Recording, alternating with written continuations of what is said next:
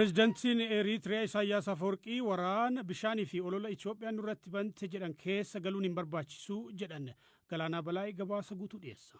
Pireezidantii Isaayyaas Afwerqii gaaffiif deebii televezyiinii biyyattii irratti taasiseen dhimma Itoophiyaa galaana diimaa fi ji'oopolitikaa naannichaa kaasuun dubbateera. Akkuma kanaan dura dhimma keessoo Itoophiyaa irratti yaada kan kenne Isaayyaas paartiin badhaadhinaa uummata ofii isaa irratti ajandaa waraanaa oofaa jira jechuun himateera.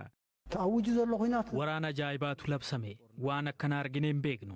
Sirnoonni Itoophiyaa durii waraana ni labsu turan kan akkanaa garuu dhageenye hin beeknu. Gaaffiin jiru maaliif labsiin waraanaa akka kanaa dhufee kan jedhudha. Waraanni inni jalqabaa uummata Itoophiyaa irratti labsame waraana bishaanii kan jedhu fakkeessuufi kan waraanni kun irratti hin labsamne hin jiru. Waliigalteen Piriitooriyaa jiraatullee uummata Amaaraa, Tigraayii fi Oromoo irratti waraana geggeessaa jira. Nurratti waraana labseera. Waa'ee dirooniiwwanii fi meeshaalee sassaabbateen dhaaddachaa jira jedhe. Nuti fedhii waraanaa hin qabnu. Haa ta'u malee akkamitti akka biyya keenya irraa ittisnu ni beekna. Mul'anni keenya hariiroo gaarii cimsuudha jedhe. Badhaadhinni kun walgeettii dadhabootaati. Gantoota ofittoodha. Gareen gantootaa kun maallaqaasiis achiis sassaabuun jiraatu. Nurratti waraana labsi jennee yaadda'uu qabna. Waraanni jalqabamuu fi yoom jalqabamaa karaa kam jalqabama jennee dhiphachuu hin qabnu. Karaa faannoo jalqabu isa Itoophiyaa irratti banan xumuranii dhufu. Karaa Saamree dhufu. Karaa Tigraay dhufu. Karaa Goojjam moo karaa Gondar dhufu. Karaa Walloo moo karaa Shawaa dhufu jettee yeroo kee balleessuu hin qabdu. Hojii manaa keenya hojjechuu qabna. Yoo waraanni eegalee yeroos ilaalla. Yeroo waraanni labsamu ofirraa ittisuudhaa fi qaamni heeyyama gaafannu hin jiru. Waraanichi yeroo dhufu yoos argina. Waan haaraa miti. Kolleejjii seennee waan baranne miti. Kan hojiidhaan argineedha. Kanas seenan dhugaa ba'a.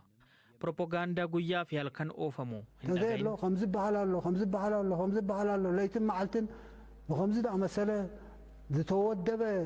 Diraamaatikawu propagaandaa zakaayat zamatatat aytisma'ayo.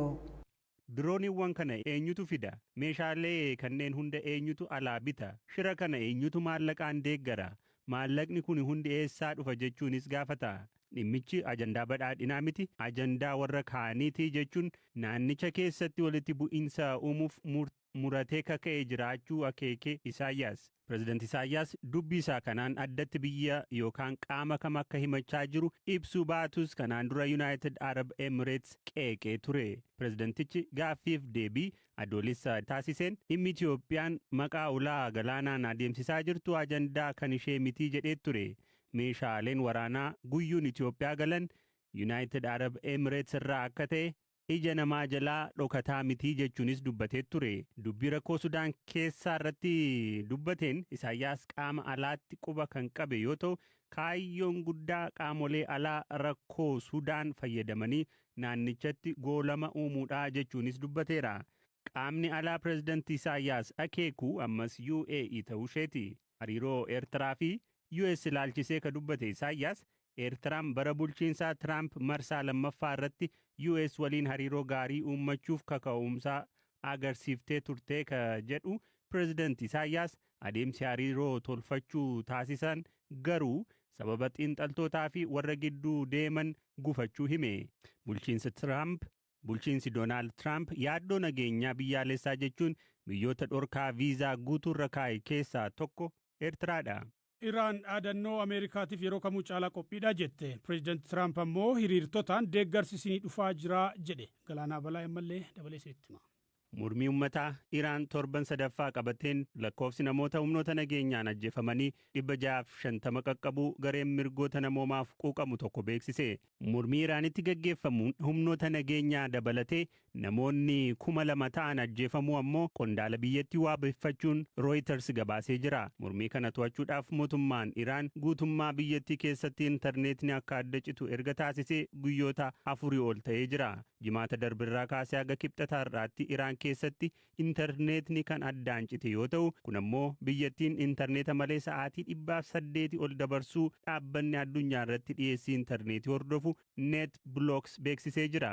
Kun kanaan osoo jiru Ameerikaan lammiileen ishee hundi atattamaan Iraan keessaa akka ba'an ajajjee jirti.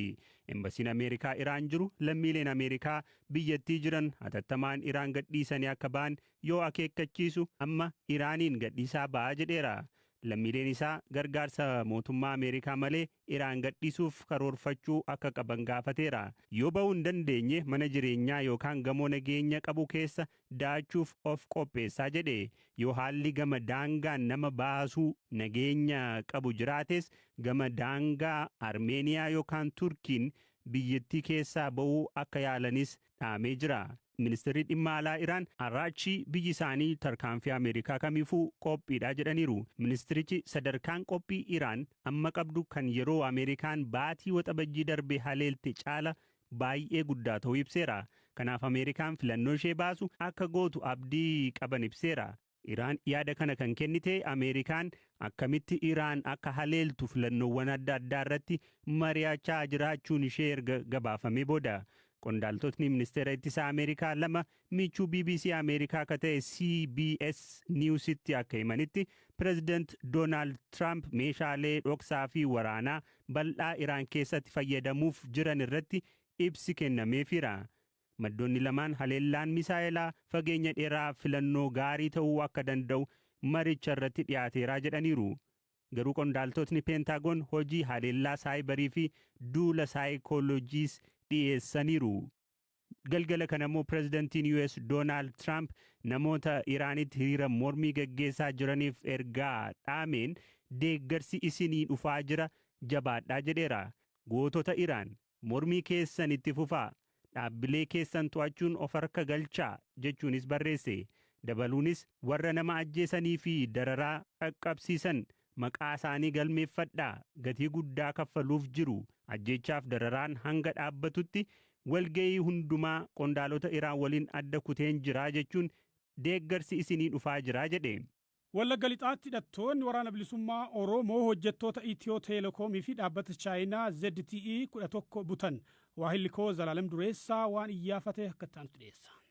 Jimaata darbe jechuunis amajjii 9 Wallagga lixaa aanaa qilxuu kaarraa fi boojii darmajjii keessatti hidhattoonni waraana bilisummaa Oromoo hojjettoota Itiyoo Teelekoomii fi kaampaanii kontiraata fudhatee hojjetaa ture kan Chaayinaa ZTE jedhamu tokko akka butan odeeffannee ture. Walumaa galatti namoota 11tu butamee jedhan hidhattoota kanaatiin. Isaan keessaatii namoonni 7 kan ta'anii hojjettoota dhaabbata kaampaanii Chaayinaa ZTE akka ta'an odeeffannee ture. Hojjettoonni nama 2 immoo kan Itiyoo Teelekoomidha. Egaa kana osoo adda baasaa jiru haadha nama hidhattootaatiin butame keessaatii nama tokko dubbisuufan bilbile. Isaanis odeeffannoo kana jalqaba gwaanarraa dhagaan baay'ee na'an. Yaadni isaan jalqabanatti dubbatan akkas kan jedhu ture. Noo gurra koo foorra nageeno mucaan koo egaa akkam jedheen kanaan akkasitti ibsu iyyuu qabu. Anoo waanuma jedhu iyyuu qabu kanaan hundee koo waa isaanii. Egaa ayyaana buleetu ba'e. Eeyyee ayyaana buleetu hojii maaf ba'e. Dubbichi akkas ture.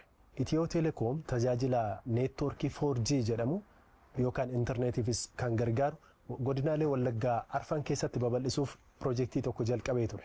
Kanaan dura tajaajilli neetwoorkii 4G godinaalee Wallaggaa arfan hundumaa keessattiyyuu parsantii 5 haga 10 akka hin caalle odeeffanneera.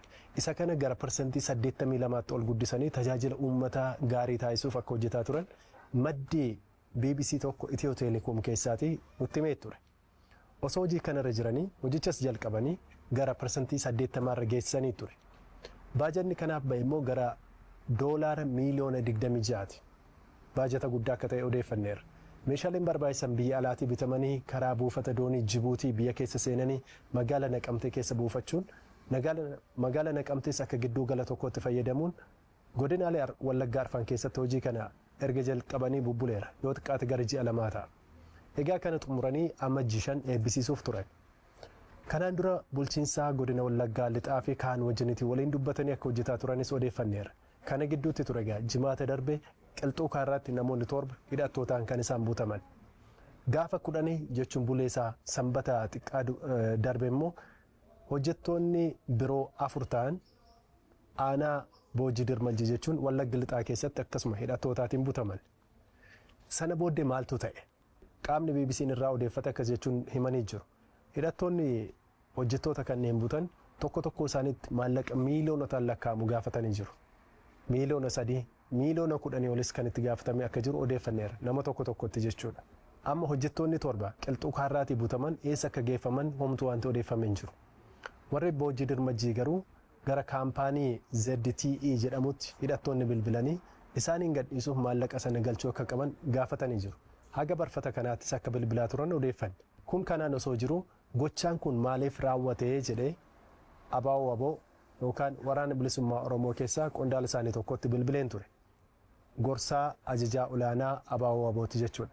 Dhimma kanas akka quban qabnee fi akka qoratanii deebii nuuf kennan nutti himanii jiru. Akka waliigalaatti garuu hojimaata isaanii akka hin taanee fi naamusaa ala akka ta'e natti himee jira. Odeeffannoo dabalataa argachuuf gara Wallagga Lixaatti immoo nan bilbile. Bulchaa godina Wallagga Lixaa obbo Taliilaan akkas jechuun BBCtti himan. Qaamoleen beeksisnee teeleen kamiyyuu kan naqamtarra jirus kan bakka garaagaraa jiru hojii gaafa hojjetu nu beeksisee dhufaa nuyi bakka isaan qaban hundatti eegumsa goonee hojjechaa jirra. Aanaalee hunda keessattiyyuu even paawuriin kun haayiteenshiniin asirra darbu kanidha haaromsa laga Abbayyaa warri elektiriksiitii hojjechaa turanii deddeessarraa jalqabnee aga daabbusitti eegumsa gooneeti kan hojjechiisne jechuudha. Warri kunii hin qabaman jechuudha isaanii dhageenya malee nun beeksisne jechuudha gaafa dhufanis akkasumatti dhageenya jechuudha. Hundinuu bulchiinsi naannoos bulchiinsi aanaa sanis edda isaan hin qabaman jedhaniiti kan dhageenye. Edda sana ammoo hordoffii taasisnee jirra. Fiidbaakii isaa ganaa fudhannaa jechuudha hordofamaa ture. Konkolaataan tokko bakkee keessa dhaabattee akka isheen jirtu dhageenye jirra. Namni butame nama 3 kan jedhu oduu bakkee irraa dhageenyeen alatti namni wajjiniin hojjechuu dhufe kan dhageenye shufeeriidhaa fi ogeessa nama 2 jechuun kan dhageenye. Jarri kun immoo hojii kana hojjechuudhaa fi piroojeektii akkasii jira kan jedhu nun beeksisne callisanii osoo jechuudha. Waggaa lamaan har'aa ispeeshaalistiin dhibee keessoo kaansarii tiriitiin qabamuusaa baree booda tiruu obboleessaatiin biyya Indiyaatti kaansarii irraa fayye seenaa sababiisiif qoodee jira. Maqaan kiyya Dr. Horaa Seedisoon jedhama. Ogummatti ispeeshaalistii dhukkuba keessooti. Dhibeen kiyya kaansarii tiruuti. Yeroon isaa amma waggaa 2 baatii raafuu 2 jechuudha. Yeroo dhibee kana ofirratti barti yookiin immoo qorannoodhaan baramu sadarkaan dhibee sanaa maaltu? Yeroo dhibee kana ofirratti kana booda ulfaataa ka jedhu keessa muddamsuu isaa cimaa ture. Lammata ammoo ulfaatinni dhibee isaallee guddaa ture. Wal'aansa biyya alaa akka si barbaachisu yoo bartu maaltu sitti dhaga'ame? Waa hunda caalaa wanti si yaaddesse maal ture? Walumaa galatti dhibeen kun kaansarii ta'uu yoo beeku kaansariin turuu yeroo baay'ee hireen irraa hafuu dhiphaa waan ta'eef yeroon ani itti du'u yookiin ammoo jireenyi kiyya asirratti dhumataaraa kanaafuu kana of amansiisuu qaba. Kana booda abdiin hin jiru ka jedhu keessa ture jechuudha. Wanti guddaan yaaddoo ture biyya alaas yoo deeme hin milkaa'uu ka jedhu sodaan kiyya. Lammata ammoo biyya alaa deemtee yaalamuudhaa fi horiin inni barbaadus horii guddaadha. Qophii akkasiis nama qabuu miti.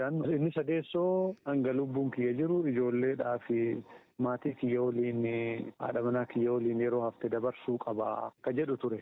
Akkamiin gara tajaajila wal'aansa biyya alaa argachuutti dabartee waa'ee wal'aansa keetiin nuu qoode? Biyya Hindii magaalaa Chennai jedhamtutti dhaabbata fayyaa Rila Institute and Medical Center jedhamutti tiruu jijjiirachuu yookiin ammoo liver transplantation yaala jedhamutu naaf godhame jechuudha. Hanga biyya alaa deemutti yoo xiqqaate baatii tokko natti fudhateera. San keessatti garuu dhibeen ariifachiisaa ture. Haga dhiiga haqqisuutti, dhiiga nabaasuutti, of wallaalutti, hirriba dhabuu, nama sadda baasuu sadarkaa hin dandeenye gaheet asii deeme jechuudha. Gara biyya alaa deemuuf baatii tokko maaliif sitti fudhate? Dursaa Prosesiiwwan biyya kana keessatti dhumachuu qaban kan nama sii kennu adda baasuudha. Lammata nama sii kennu kana ammoo qorannoo taasisanii qorannoo san booda ammoo ragaa kennu afidaavit ka jennu yookiin wulinnaa masrajjaatti qaama namaa namni namaa kennu maatii ta'uu qabaa, fedhiin isaa jiraachuu qabaa, haadha manaa yoo qabaate haati manaas fedhii isaa agarsiisuu qabdi, mallatteessuu qabdi. Wucci guddaa ministeerii baankii doolaara argachuu boordiin isaa wulinaa masrajjaadhaan mirkanaa'ee gara wucci guddaa ministiriitiin imbasii viizaa argachuun kunniin hundi salphatti kadhumuu miti. Achi tajaajila argattee irratti yaada kennu qoodii yeroo hagamii sitti fudhatee namooti qaama isaanii kennuudhaanis gargaaran si waliin dhaabbatan akka turan dhaga'ee jira. Meenuu ibsi kana. Dura obboleessa kiyya ka hangafaa na guddisetu akka naa kennu murteeffamee na waliin imale jechuudha. Garuu erga achi geenneen booda umriin isaatii fi haalli turuu isaallee cooma gabbina qaamaa waan qabuuf hin ta'u jedhamee achi booda obboleessa kiyya xiqqaa gammachuu jedhamu ergaan achi ga'e booda kan obboleessa kiyya guddaa hin ta'u erga jedhame booda akka dhufu godhamee turuu obboleessa kiyya xiqqaa baatii tokkoof torbaan tokko guyyaa 35 akkana erga ture biyya Indiyaa ICU keessa guyyoota 10 oliif erga dabarse booda xiqqoo fooyya'insi argamee jennaan hiree obboleessa kiyya irraa turuu qoodachuu argadhe jechuudha. Indiyaa dhaqee ji'a tokkoof torbaan tokko natti fudhateera jechuudha. Yeroo ammaa fayyummaan kee maalirratti argamaa akkasumas obboleessa kan kee waa'ee fayyummaa isaa irratti? Yeroo ammaa fayyummaan kiyya haala gaariirra jira. Wal'aansa biyya keessatti argachuu hin dandeessu ture kan jedhutti dabarra dooktar. Wal'aansi turuu bakka buusuu yookiin liver transplantation ka jennu biyya keessa hin jiru. Somba transplant godhuuf, onnee transplant godhuuf, transplantationii qofa osoo hin taane yaalimmaan biraas kanneen akka immunotherapy jennu, targeted therapy jennu kaanserii wal qabatee biyya keenya keessa bone marrow transplantation yookiin ammoo dhuka lafee bakka buusuu dabalatee kaanserii dhiigaatiin wal qabatee tajaajilli kunniin biyya keenya keessa hin jiru jechuudha.